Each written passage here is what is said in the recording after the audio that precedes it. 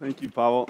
Now that we've all finished wolfing down our sandwiches outside at the intermission, I want to talk to you about hunger and food waste. And I hope that by the end of this presentation, you will all know that you have the power to solve both. Raise your hand if you've seen an image like this before. We'll see. What about this? I'm still chewing, excuse me. Now, who's seen the link between the two? So even if you've never passed up an opportunity to help somebody like the woman in that first photo, you have overlooked her. And in fact, we all have, and we all do every single day. We do that by participating in a broken food system that systematically keeps food from the people who need it. So how has this come to be? Well, according to Feeding America, which is the nation's largest food charity, 1 in 6 people in this country is classified as food insecure. What does that mean? Food insecure means you have insufficient access to adequate nutrition. That gives us more than 50 million people who, every day in this country, are hungry. And every year, the U.S. city mayors from the largest cities in the states get together for a conference, and at last year's conference, they released a big report showing that not only was hunger on the rise, but of all the cities that were surveyed, all but 4 said that there were increases in emergency food assistance requests. So we find ourselves seeing more hungry people, but we're also seeing hungrier hungry people right here in our back door. What about that food system? Well, we have a serious overproduction problem here in the States. According to some estimates, we're producing as much as 4 times as is calorically needed to healthfully sustain our population. And we're doing that by devoting 1/10 of our enormous national energy budget to the production of food. We're doing that by devoting half of our land area to producing food. And for all of us who live in areas affected by drought, this ought to wake you up. We're doing it by devoting 80% of our national freshwater resources to the production of food. An immense investment of resource into making food. Yet, every single day in this country, we're wasting more than 40% of what we produce. So you see, we kind of have this totally unconscionable dichotomy here, right? We have hunger rising. More than 50 million people in our own communities don't have access to food that we're throwing more than 40% away of, however that's said. This, of course, begs a really basic question, right? Which is why? It's a very simple question, but it's important for us to ask it because not many people are asking it right now. So let's ask. Why are people hungry? As you can imagine, there's a lot of reasons why people are hungry. One of the biggest we're seeing these days is higher unemployment. The last 10, 15 years of the economy, not so great of an image. People find themselves out of work, and they, for many, find themselves dependent on government food aid programs that are riddled with complexities and make it very difficult to access food that you want and need. For many of us, debt is a reality. This affects populations from students to homeowners and everywhere in between. When you don't have money, you have to make sacrifices, and unfortunately, food is all too often one of the things that people sacrifice on.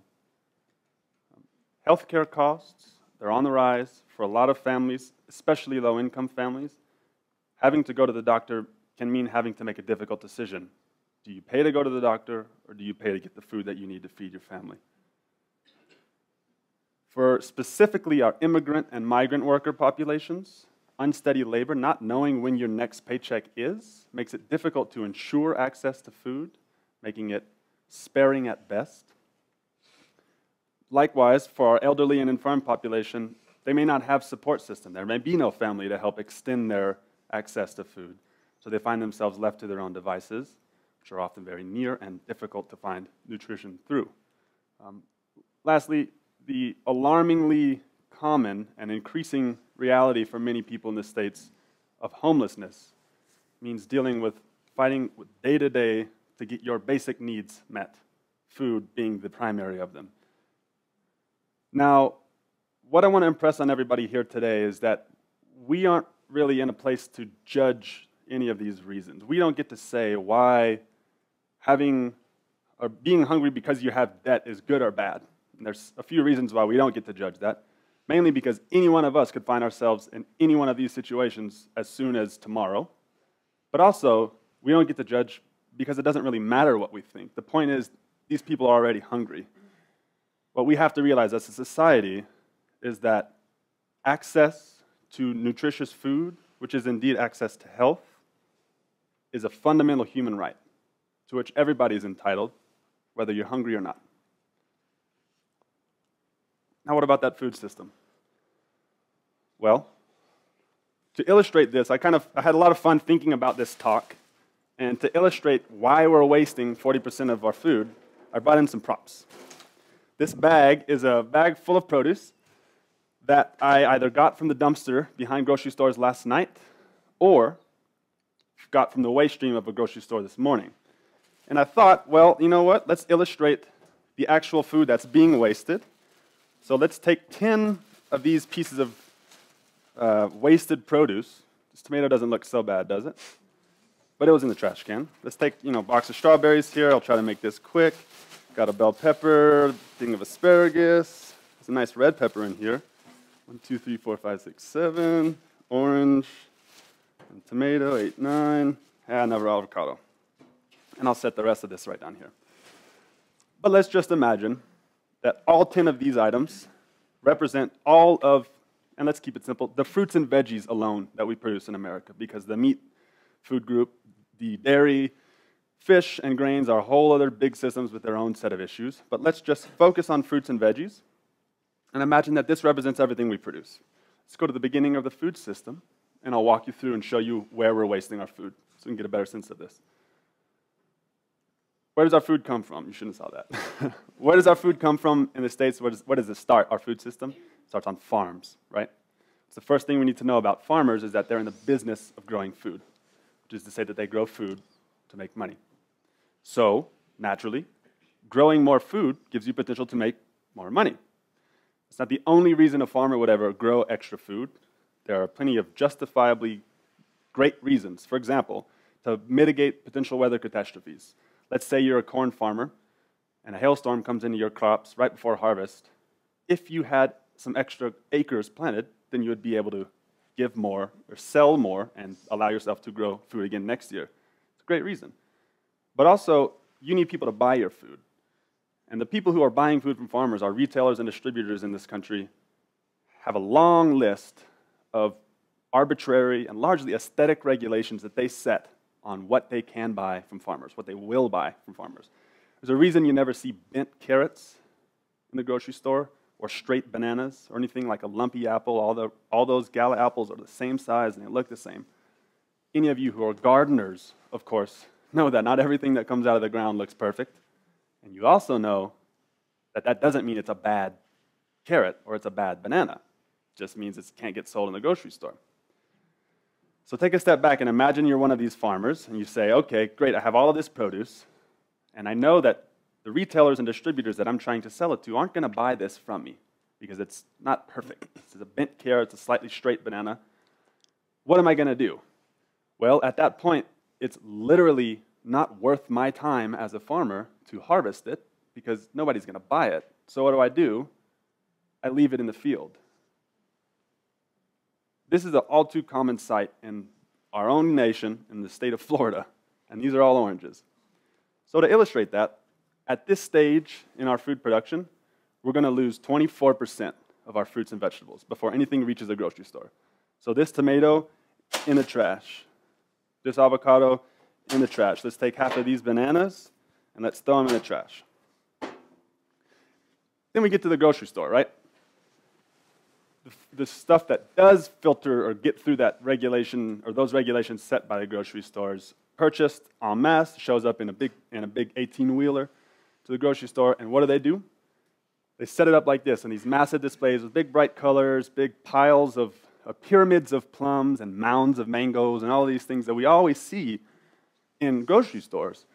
And they don't do that because it's easy or because it's the most efficient way to do it. They do it because, as several studies show, when we as consumers walk into grocery stores that look like this and see this wonderful image of bounty and freshness and color and bright and happy and smelly and great, we begin to associate all of those characteristics with the store as a whole, and therefore are more likely to spend more money at that store.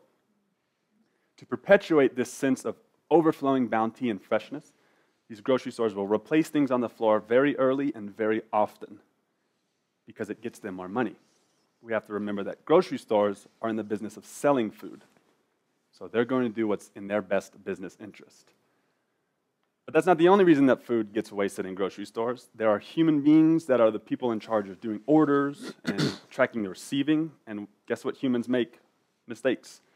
You might accidentally order an extra 100 pounds of cantaloupe when it's in season in August and have nowhere to store it in the store. That may have been an accident. There's no floor space. There's no space in the cooler. What am I going to do with that produce? Well, it goes into the dumpster, which is where I got a lot of this stuff from. At this stage, the retail and distribution level, we're going to lose an extra 12%. So we'll take another avocado, throw it away, and let's take another banana, and we'll throw it away. So we have already, just a few seconds ago, we were talking about 10 pieces of produce, and now we're looking at just barely 6.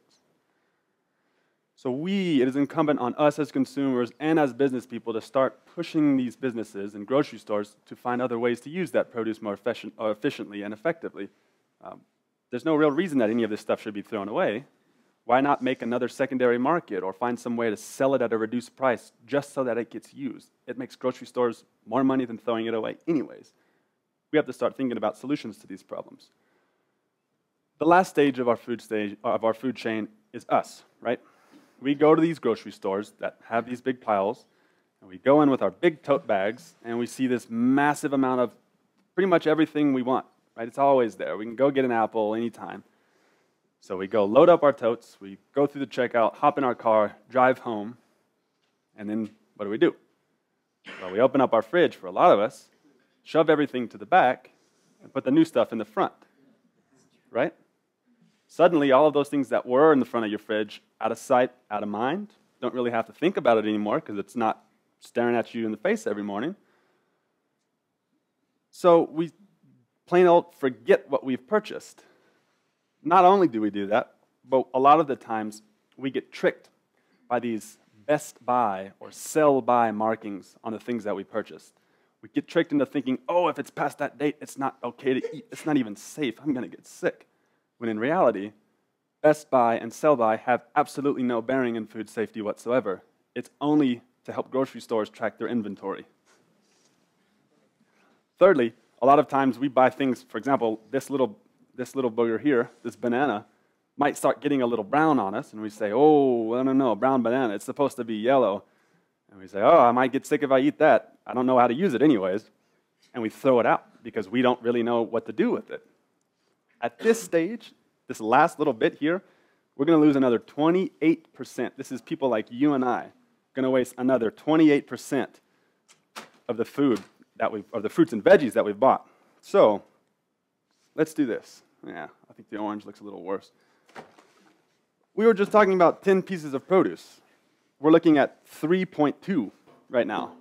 Can you all see this? So it is incumbent on us as consumers and as individuals now to stop doing this, right? We have to start thinking about what went into the food that we have. This bunch of asparagus isn't just a bunch of asparagus. It's 10% of our national energy. It's half of our land. It's 80% of our fresh water. And every time we decide to do something as simple as that, throwing all of that away. Not to mention the transportation costs, not to mention the money we actually spent, right? So we basically over everything with our food. Farmers overproduce, grocery stores oversell, we overconsume, and we're tricked into thinking that more is better, that quality is secondary at best, and that perhaps worst of all, we don't have to have a relationship with the food that we have. Because we know that at any point, we can hop in our car, go right back to Whole Foods, and get more of what we just bought.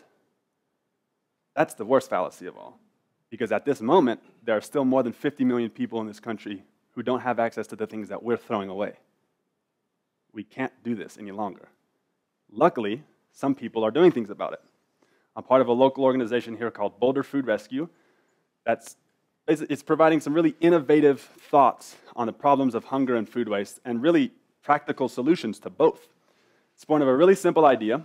The founders were together about a year and a half ago thinking, man, we're tired of seeing these dumpsters full of produce that looks great, when we know that people in our community and indeed down our block could be using this produce. So they did some research, found that there's more food waste in Boulder County than there is needed to feed all of the hungry people in Boulder County. And they said, enough is enough. Let's stop. They found the most practical solution, which was really simple, right? Why don't we just take this produce that we're throwing out and give it to the people who need it? It's exceedingly simple. So that's what they did. A year and a half ago, they approached one grocery store in town and said, hey, let's get your extra produce, and we're going to deliver it once a day to outlets in town that serve the people who need it. That was a year and a half ago. Today, Boulder Food Rescue has over 80 of these redistribution shifts per week.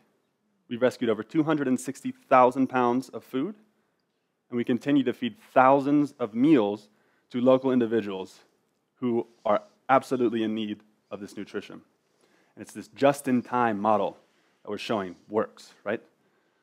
Best of all, maybe not best of all, but very cool, we do all the distribution by putting it in a bike trailer, strapping it to our seat post, and riding our bikes to deliver the food. Because waste is bad in all its forms. Why waste more with a car if you don't need to?